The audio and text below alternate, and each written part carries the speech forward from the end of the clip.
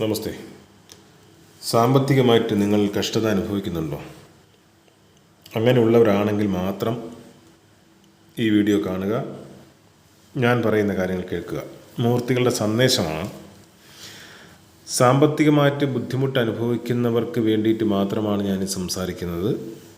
അങ്ങനെയുള്ളവർ മാത്രം ഈ വീഡിയോ കണ്ട് ഇതിൽ ഞാൻ ഉപദേശിക്കുന്ന കാര്യങ്ങൾ അതുപോലെ ചെയ്തു കഴിഞ്ഞാൽ നിങ്ങൾ വലിയ ധനികരാകുമെന്നും അവകാശവാദമൊന്നും എനിക്കില്ല. ഇപ്പോൾ സാധാരണഗതിയിൽ ജീവിക്കുന്ന ഒരു വ്യക്തിയാണെന്നുണ്ടെങ്കിൽ അവർ അനുഭവിക്കുന്ന സാമ്പത്തിക ബുദ്ധിമുട്ടിൽ നിന്നും കരകയറി അവർക്ക് ആശ്വാസമേകുന്ന രീതിയിൽ സാമ്പത്തിക ഭദ്രത കയ്യിൽ വരും. അത് 100% ഉറപ്പായിട്ടുള്ള കാര്യമാണ്. ഇനി ബിസിനസ് ചെയ്യുന്നവർക്കാണെങ്കിൽ ആ ബിസിനസ്സിൽ ഉയർച്ച കിട്ടുന്നില്ല.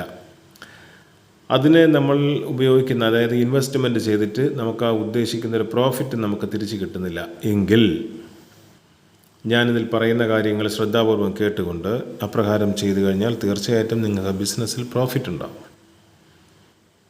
അങ്ങനെ സർവ്വതാ സാമ്പത്തികപരമായിട്ട് ഏത് തരത്തിലാണോ നിങ്ങൾ ദുഃഖം അനുഭവിക്കുന്നത് ആ ദുഃഖത്തിൽ നിന്നും ഒരു മോചനം ഉണ്ടാവുകയും നിങ്ങൾക്ക് സാമ്പത്തിക ഉയർച്ചയും സാമ്പത്തിക സ്രോതസ്സും ഉണ്ടാകും. ഇത് വിശ്വസിക്കുന്നവർക്ക് വിശ്വസിക്കാം, ഇല്ലാത്തവർ തള്ളിക്കളയുക, ഇത് കേൾക്കുകയും വേണ്ട.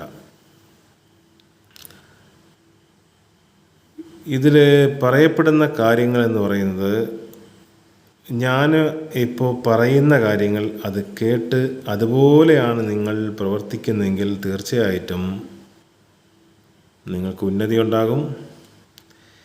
അത് നിങ്ങൾ ചെയ്ത് 3-ാം ദിവസമോ അല്ലെങ്കിൽ 7-ാം ദിവസമോ ആകുമ്പോൾ നിങ്ങൾക്ക് അനുഭവങ്ങൾ വന്നു തുടങ്ങും. ഇങ്ങനെയാണ് ചെയ്യേണ്ടത്. ആദ്യം നിങ്ങൾ ചെയ്യേണ്ടത് കുടുംബക്ഷേത്രത്തിൽ നിങ്ങൾ പോകണം. കുടുംബക്ഷേത്രത്തിൽ പോകുന്നത് പതിവാക്കുക. നിത്യവും പോകണമെന്ന് നിർബന്ധമില്ല. മാസത്തിൽ ഒരിക്കലെങ്കിലും അവിടെ പോകണം. പോകുമ്പോൾ അവിടെ നിലവിളക്ക് കത്തിക്കുന്നതിനുള്ള എണ്ണയും തിരിയും അവിടെ കൊണ്ട് കൊടുക്കുക. ഒന്നാമത്തെ കാര്യം. രണ്ടാമത്തെ കാര്യം എന്ന് പറയുന്നത്, ഭദ്രകാളി ക്ഷേത്രത്തിൽ പോവുക. അവിടെ യോഗീശ്വരൻ എന്ന് പറയുന്നൊരു ചൈതന്യം ഉണ്ടാകും. ആ യോഗീശ്വരൻ്റെ മുന്നിൽ 6 നാണയത്തൊട്ടുകൾ സമർപ്പിച്ച് നിങ്ങളുടെ സങ്കടം അവിടെ പറയുക. അപ്പോൾ സാമ്പത്തിക ബുദ്ധിമുട്ട് മാറുന്നതിനുള്ള വഴികൾ തുറന്നു കിട്ടും. ഇനി അടുത്ത ഭാഗം എന്ന് പറയുന്നത്, നിങ്ങളുടെ വീട്ടിൽ പൂജാമുറി ഉണ്ടെങ്കിൽ ആ പൂജാമുറിയിൽ ഒരു ശംഖ് കൊണ്ടുവയ്ക്കുക. ഇതുപോലെ ഒരു ശംഖ് വയ്ക്കുക. ഈ ശംഖ് കണ്ടോ? ഇതുപോലെ ഒരു ശംഖ് നിങ്ങൾ വയ്ക്കുക. അപ്പോൾ ശംഖ് വയ്ക്കേണ്ടത് എങ്ങനെയെന്ന് പറഞ്ഞാൽ, ഇതുപോലെ കൃഷ്ണ തുളസി ഇല വയ്ക്കുക, അതിൻ്റെ മുകളിലായിട്ട് ശംഖ് വയ്ക്കുക. ഇങ്ങനെയാണ് ശംഖ് വയ്ക്കേണ്ടത്. അപ്പോൾ അങ്ങനെ വയ്ക്കുക. ഈ നിത്യവും ഈ ശംഖ് കഴുകി വൃത്തിയാക്കണം. ശംഖിന് പ്രത്യേകത എന്ന് പറയുന്നത്, ശംഖിൻ്റെ അറ്റം ഈ ഭാഗം കൂർത്തിരിക്കണം, നീണ്ടു വരണം. അതാണ് നിങ്ങൾ ശ്രദ്ധിക്കേണ്ടത് കാര്യം, ശ്രദ്ധയോടെ നോക്കേണ്ട കാര്യം.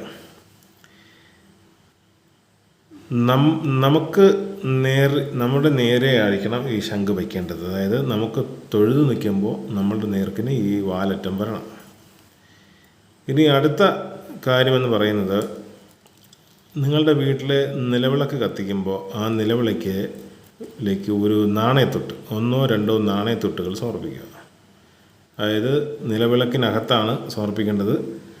ഇപ്പോൾ ഇത് നിലവിളക്കാണെങ്കിൽ ഈ നിലവിളക്കിനകത്തേക്ക് ഈ എണ്ണയിലാണ് നാണയത്തൊട്ട് സമർപ്പിക്കേണ്ടത്. 1-2 സമർപ്പിക്കുക.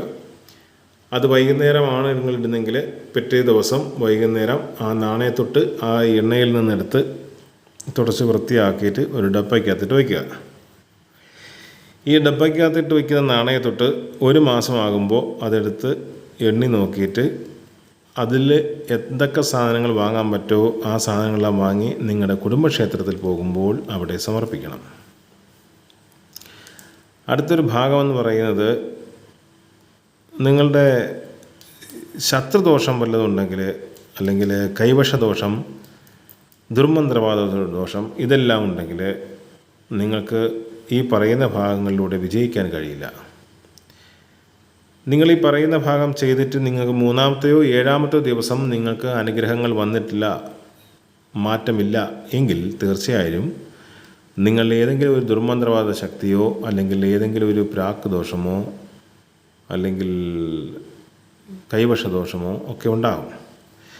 അപ്പോൾ അത് മാറിപ്പോകുന്നതിനായിട്ട് നിങ്ങൾ ചെയ്യേണ്ടത്, അങ്ങനെയാണെങ്കിൽ നിങ്ങൾക്കിത് അനുഭവത്തിൽ വന്നിട്ടില്ല എന്നുണ്ടെങ്കിൽ നിങ്ങൾ ഇപ്രകാരം ചെയ്ത് നോക്കണം. അത് എങ്ങനെയെന്ന് പറഞ്ഞാൽ, ഒരു ചെറിയൊരു പാത്രം എടുക്കുക, ഒരു ബൗൾ. ആ ബൗളിൽ നിങ്ങൾ കുറച്ച് ഉപ്പിടുക. പൊടിയുപ്പോ കല്ലുപ്പോ ഏതുവേണമെങ്കിലും ഇടാം. ആ ഉപ്പ് അതിനകത്തേക്ക് ഇടുക. ഇട്ടതിന് ശേഷം അതിലേക്ക് കുറച്ച് വെള്ളം ഒഴിച്ച് നന്നായി കലക്കുക. കലക്കിയതിന് ശേഷം നിങ്ങൾ കിടക്കുന്ന കട്ടിലിൻ്റെ അടിഭാഗത്ത് നിങ്ങളുടെ തല വരുന്ന ആ ഭാഗമായി തറയിൽ ഈ വെള്ളം കലക്കിക്കൊണ്ട് വയ്ക്കുക.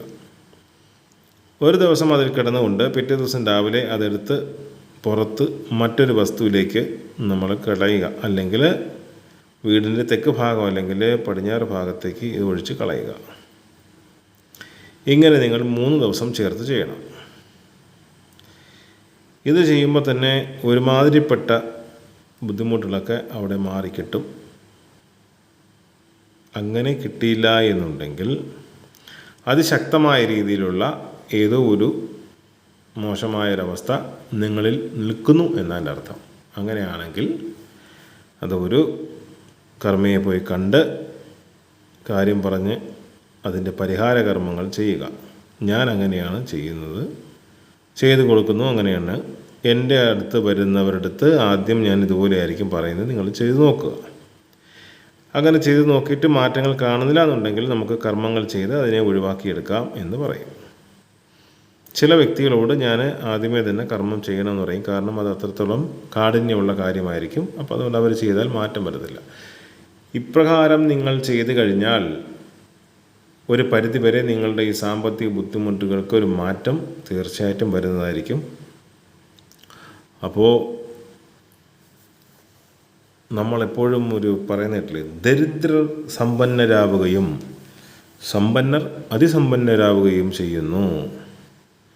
എല്ലാവർക്കും അതിസമ്പന്നന്മാരാകാൻ കഴിയില്ല. എന്തെന്നാൽ ഈ പ്രകൃതിയുടെ സന്തുലനാവസ്ഥ നഷ്ടപ്പെടും. അതുകൊണ്ട് എല്ലാവർക്കും അതിധനികനാകാൻ കഴിയില്ല. അപ്പോൾ നിങ്ങളിതൊരു കാര്യം ചെയ്യുക, ഇതുപോലെ ചെയ്യുക. അപ്പോൾ ഞാൻ ബാക്കിയൊക്കെ ഞാൻ പ്രാർത്ഥിച്ചു കൊള്ളാം. എൻ്റെ ഈ വീഡിയോ കാണുന്നവർക്കും ഇത് ശ്രദ്ധയോടെ കേട്ടിരിക്കുന്നവർക്കും എല്ലാവർക്കും വേണ്ടി ഞാൻ എൻ്റെ മൂർത്തിയോട് പ്രാർത്ഥിക്കുന്നു. നിങ്ങളുടെ പ്രാർത്ഥനകൾ തീർച്ചയായിട്ടും നിങ്ങൾ പ്രാർത്ഥിക്കുക. കുടുംബക്ഷേത്രത്തിൽ പോവുക, ഈ പറയുന്ന കാര്യങ്ങളെല്ലാം ചെയ്യുക. ഞാൻ പ്രാർത്ഥിക്കാം. അപ്പോൾ സന്തോഷത്തോടെ ഇരിക്കുക.